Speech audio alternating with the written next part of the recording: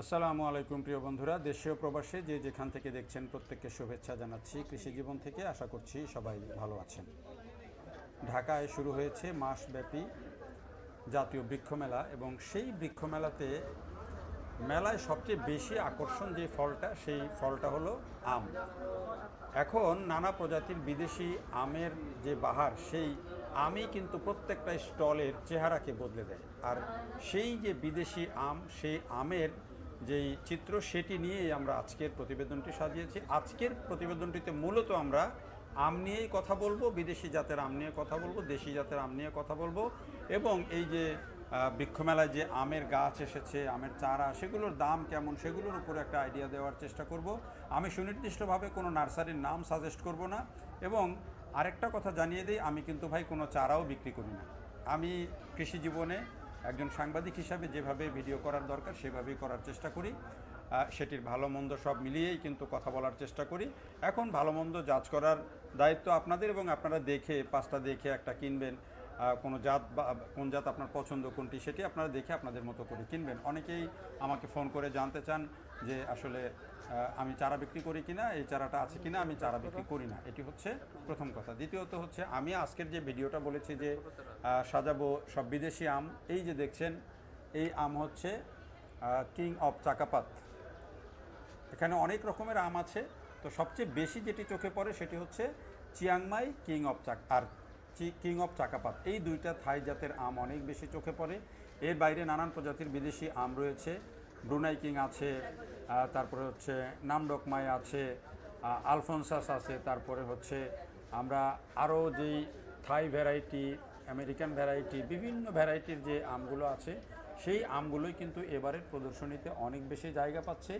যেহেতু এবারের মেলাটা একটু বেশি দেরিতে শুরু হয়েছে, সাধারণত মেলা, এই বৃক্ষ মেলা শুরু হয় এটি জুনের 5 তারিখ থেকে জাতীয় পরিবেশ মানে আন্তর্জাতিক পরিবেশ দিবসকে ঘিরে, কিন্তু এবারের মেলা শুরু হয়েছে দেরিতে, ফলে দেশি আম কিন্তু নেই বললেই চলে।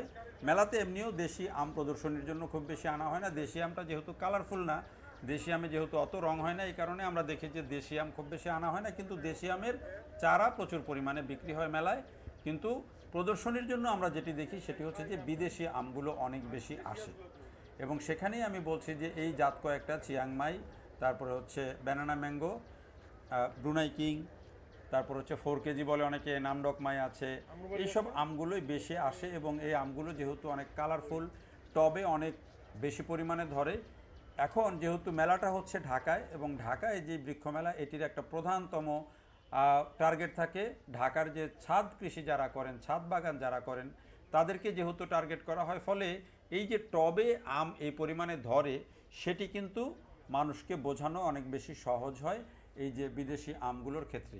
আবার যেহেতু অনেক বেশি কালারফুল আম, প্রত্যেকটা কালার দেখতে পাচ্ছেন মানুষ, যদিও এগুলো অনেকগুলো নর্মালি কালার হয়, আবার অনেকগুলোতে যেমন ব্যানানা ম্যাঙ্গো যেটি দেখছেন, এই ব্যানানা ম্যাঙ্গো কিন্তু যদি আপনি ফ্রুট ব্যাগিং না করেন, তাহলে কিন্তু এই রকম যে কালারটা, এইরকম যে একেবারে হলুদ, চকটকে হলুদ যে কালারটা, এই কালারটা কিন্তু এভাবে আসবে না। ফ্রুট ব্যাগিং করলে কিন্তু প্রত্যেকটা ফলের কালারই অন্যরকম আসে এবং দেখতে খুবই আকর্ষণীয় হয়। তবে এই জাতগুলোর মধ্যে আমি যেটি বলবো, যে আমার যেই অবজারভেশন, দুটো জাত অন্তত বলতে পারি বিদেশি আমের মধ্যে, দুইটা জাত আমাদের দেশে কিন্তু দারুণভাবে অ্যাডজাস্ট করে ফেলেছে। একটা হচ্ছে ব্যানানা ম্যাঙ্গো আর একটা হচ্ছে কিং মানে চিয়াংমাই। এই দুইটা আম কিন্তু দেখছি যে আমরা রোপণ করলে, যে কোনো টবে হোক মাটিতে হোক, সেটা কিন্তু মাশাল্লাহ প্রচুর পরিমাণে ধরে। এ কারণে এরই মধ্যে আমার কাছে মনে হচ্ছে যে বাণিজ্যিকভাবে ব্যানানা ম্যাঙ্গো তো অলরেডি বাংলাদেশের মার্কেট পেয়েই গেছে এবং সেটি অলরেডি আমাদের বাজারে, আমরা 3-4 বছর আগেও এই ব্যানানা ম্যাঙ্গো কিন্তু মার্কেটে ওভাবে পেতাম না। আমাদের যে আমগুলো ছিল, যেটি আমাদের ক্ষীরসাপাত বলেন, হিমসাগর, তারপরে হচ্ছে আমাদের আম্রপালি, আমাদের যেই এখন ন্যাংরা, এই আমগুলো ছিল সবচেয়ে বাজারে দখল করা এবং বিক্রির ক্ষেত্রে কিন্তু বাজারে সবচেয়ে বেশি এই আমগুলোই থাকতো।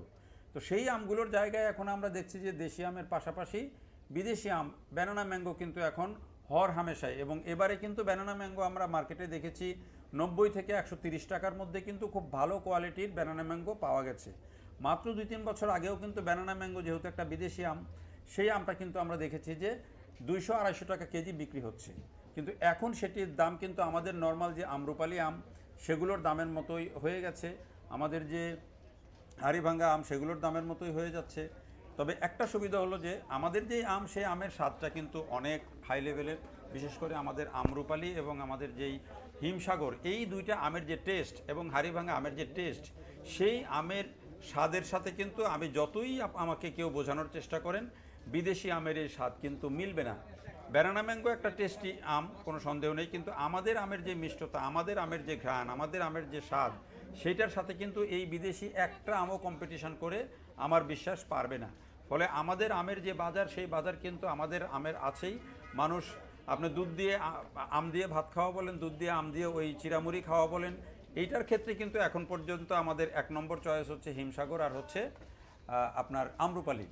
আর এখন এসে এই যে ব্যানানা ম্যাঙ্গো, সেটি আস্তে আস্তে জায়গা করে নিচ্ছে। তবে আমি যেটি বলছি যে এই মানে আপনি ভিন্ন টেস্টের জন্য, ভিন্ন স্বাদে একটু ভিন্নতার জন্য এই বিদেশি আমগুলো আমরা পেতে পারি। কিন্তু এই আমগুলোর ক্ষেত্রে ওই যে দেখেন এই আমটা কিন্তু 4 কেজি পর্যন্ত ওজন হয়, 4 কেজি 4.5 কেজি পর্যন্ত ওজন হয়। এগুলো দেখেন 1.5 কেজি 2 কেজি পর্যন্ত এক একটা আমের ওজন হয়। তবে যেই কারণে এই আমগুলো আমি বলছি যে জনপ্রিয়তা পাচ্ছে, সেটি হচ্ছে এগুলোর যে সুন্দর কালার, এক একটার যে আকার এবং এগুলোর যে ফলন, সেগুলোর কারণে এটা মার্কেট পাচ্ছে এবং এগুলো ধীরে ধীরে বাংলাদেশের বাজারে আরও বেশি আসবে।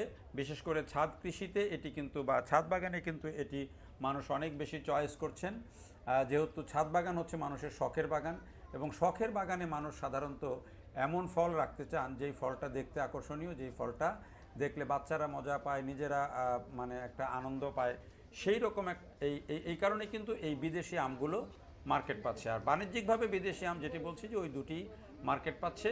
আর আমাদের দেশের যেই লেট ভ্যারাইটি যে আমগুলো এখন চাষ হচ্ছে, সেগুলোর মধ্যে আছে গৌরমতি আম আছে, আর একটা হচ্ছে আমাদের বাড়ি ফোর আম, কিন্তু আমাদের একটা দারুণ বাণিজ্যিক রূপ নিয়েছে আমাদের নিজস্ব আম। আমাদের গবেষণার যে আম বাড়ি4, সেটার সাইজও অনেক ভালো এবং সেই আমটার যে টেস্ট, এবং এটা যেহেতু একেবারে শেষের দিকে আসে, সেই কারণে কিন্তু এটা আমাদের যে আমের স্বাদ পাওয়ার, যে দীর্ঘ সময় ধরে যে আমের স্বাদ নেওয়া, সেটার ক্ষেত্রে কিন্তু আমাদের বাড়ি4 হচ্ছে সবচেয়ে ভালো বিকল্প। তবে এই বিদেশি আমগুলো আমি যেটি বলছি যে এটি কিন্তু আমাদের শুধু চোখের স্বস্তি দেয় না, দেখতে তো আকর্ষণীয় বটেই, এগুলো কিন্তু মানে খেতেও মোটামুটি ভালো স্বাদ, আমাদেরগুলোর সাথে কম্পেয়ার করছি না আমি, কিন্তু খেতে ভালো স্বাদ এবং এগুলোর বেয়ারিং ভালো। এবং এগুলো ওই যে বলছি যে ছাদ বাগানে, বাড়ির আঙিনায় রোপণের জন্য, কিংবা বাণিজ্যিকভাবে এখন একটা দুইটা জাত, যেটি ব্যানানা ম্যাঙ্গোর মতো জাত বা চিয়াংমাইয়ের মতো জাত, সেগুলো কিন্তু বাণিজ্যিকভাবেও কিন্তু টিকে যাচ্ছে।